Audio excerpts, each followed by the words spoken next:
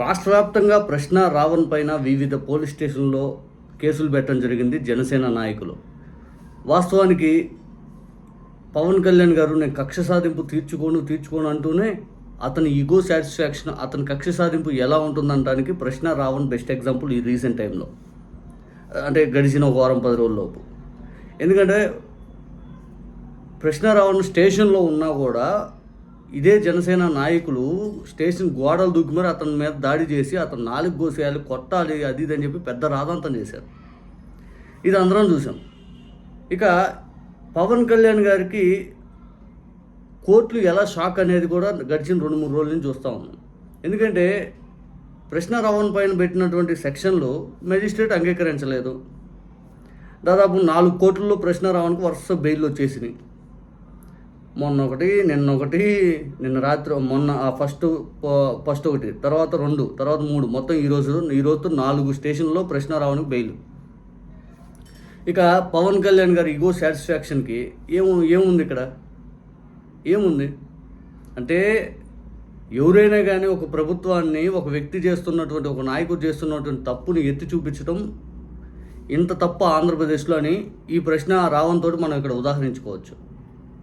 వాస్తవానికి ప్రశ్న రావణే కాదు, ఇంకా చాలామంది మీద కేసులు పడ్డాయి. పాపం మొన్న కేవీ రెడ్డి అని చెప్పి తెలంగాణ అతన్ని తీసుకొని వచ్చిన విధానం చూస్తే ఎవరికైనా కానీ ఆవేదన కలుగుద్ది. వాళ్ళ భార్య, వాళ్ళ పిల్లలు ఏడుస్తూ ఉన్నా కూడా అతను ఏం చేశాడంటే ఏమి చేయలే. వీళ్ళు ఇక్కడ ఫేక్ ఎఫ్ఐఆర్ ఒకటి క్రియేట్ చేసి దాంట్లో ఫేక్ అతను అన్న మాట తీసుకొచ్చారు. అతనికి రిమాండ్ 14 రోజులు, మళ్ళీ వెంటనే తుళ్ళూరు పోలీస్ స్టేషన్లో ఇంకొకటి. ఇట్లా అతను కూడా నెక్స్ట్ ఇంకో ప్లాన్ వేశారు. టోటల్గా అయితే మాత్రం ప్రశ్న రావణ్ కేసులు అయితే మాత్రం పూర్తిగా 4 కేసుల్లో బెయిల్ రావడం జరిగింది. ఇక మిగిలిన కేసులు ఏదైతే మిగిలిన పోలీస్ స్టేషన్లో కేసులు పెట్టారు కాబట్టి సుప్రీంకోర్టు తీర్పు ఇచ్చింది. ఒక దాని మీద 4-5 స్టేషన్ల మీద సేమ్ కేసు అనేది సేమ్ దాని మీద పెట్టకూడదు అని. కానీ మన రాష్ట్రంలో దాని నిబంధన తూట్లు పొడుస్తూ వివిధ స్టేషన్లో ఒకటేలాగా పెట్టుకుంటూ వెళ్ళిపోయారు, ఒకటేలాగా. మరి దీనికి ఎవరు చరమగీతం పాడతారో తెలియదు, కానీ ఈ కూటమి ప్రభుత్వం మాత్రం ప్రజాస్వామ్యబద్ధంగా అయితే కనపట్ల.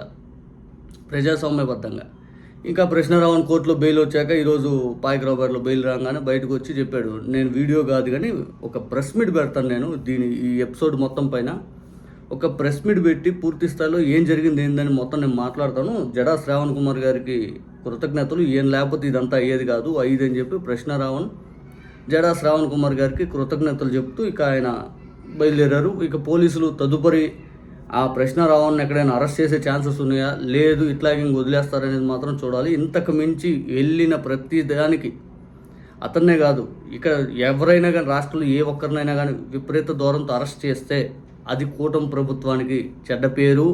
కూటమి ప్రభుత్వం ఖచ్చితంగా దానికి బాధ్యత వహించాలి, పెద్దగా పే చేయాలి. 2029 ఎన్నికలు ఆషామాషిగా ఉండవు. వీళ్ళు చేస్తున్న అరాచకాలు ఒక కొలిక్కి తెస్తారు, ప్రజలే బుద్ధి చెప్తారు. ప్రజలు ఎదురు చూస్తున్నారు. నిజం చెప్పాలంటే ఇటువంటి దరిద్రపు అహంకార దూరంతో వెళ్ళే పరిపాలన ప్రజలు ఎప్పటికీ అంగీకరించరు. ఇది వాస్తవం.